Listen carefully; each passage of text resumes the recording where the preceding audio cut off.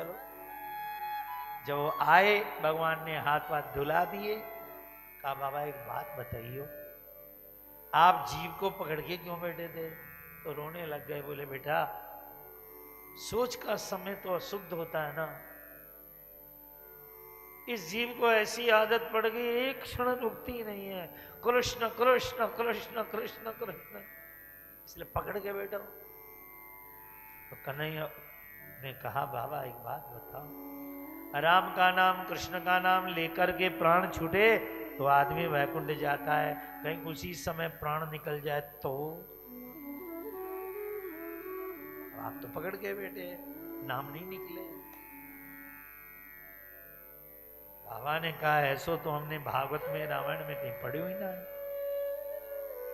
हर समय प्रभु का नाम लो। सच बता, इतनी बड़ी बात बताने वाला कौन है तू? कोई नहीं, मैं तो सेवा करूं आपकी। बाबा ने कहा बतावे कि जमुना में डूब के मरूं। जो ही जाने लगे भगवान सामने बिहारी जी प्रकट हो, रूप गोस्वामी सनातन गोस्वामी।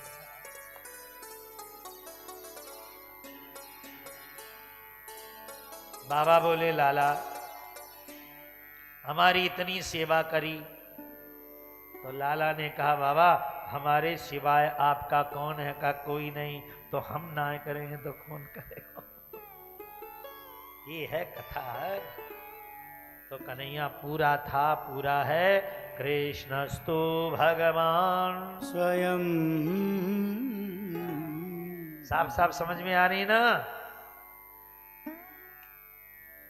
कृष्णस्तु भगवान स्वयं का हम संस्कृत में भावार्थ करें तो बहुत तगड़ा हो जाएगा, लेकिन एकदम साफ समझ लीजिए कि तुम्हातु सहायक स्वामी सखा,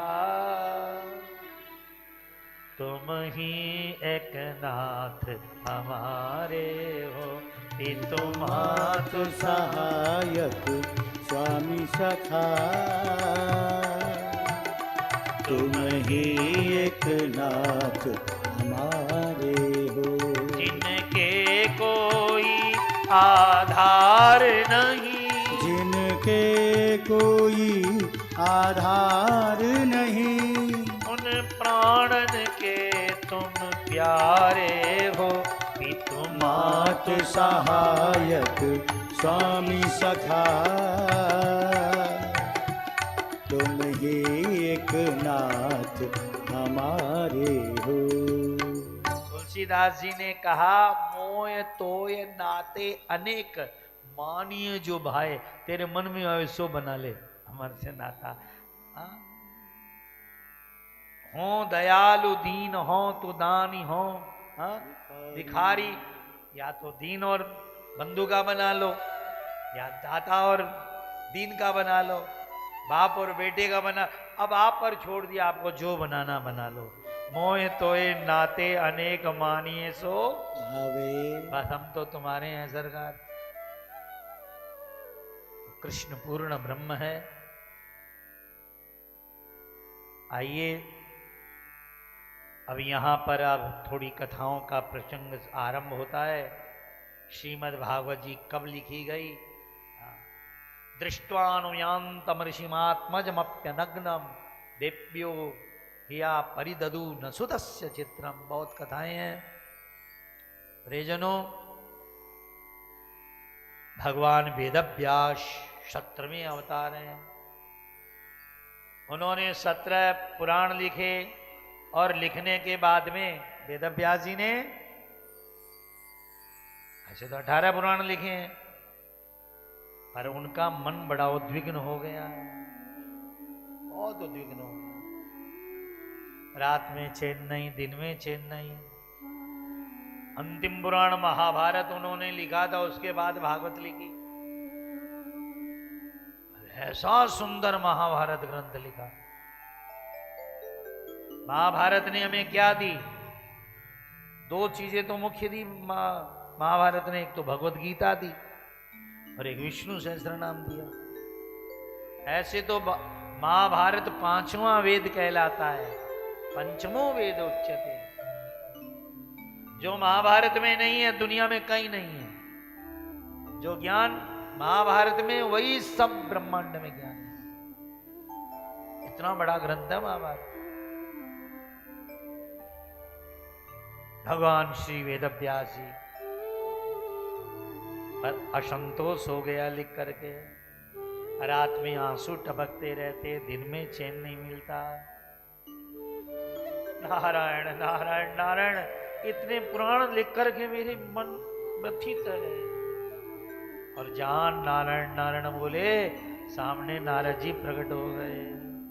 पराशर्य महाभाग भवत कश्चिदात्मना परितुष्यति शारीर आत्मा मानस एव वा। क्या बात है। वेदव्यास जी रोने लग गए। इतने पुराण लिख करके भी मुझे संतोष नहीं है। मन कहता है कुछ नहीं किया, बुद्धि कहती है केवल खिलवाड़ है। मेरी आत्मा को संतोष कैसे हो। नारद जी ने एकदम साफ साफ बता दिया, आप कितने भी पुराण लिखो आपको संतोष नहीं होगा। क्यों नहीं होगा? क्योंकि तद वायसम तीर्थ मुशंति मानुषा। जूठी पत्तलों पर कौवे इकट्ठे होते हैं। ये कथा ऐसे, ये ज्ञान ऐसे, दुनिया इकट्ठी होती है। भगवान को इकट्ठा करने के लिए, बुलाने के लिए तो आपको भागवत लिखनी पड़ेगी।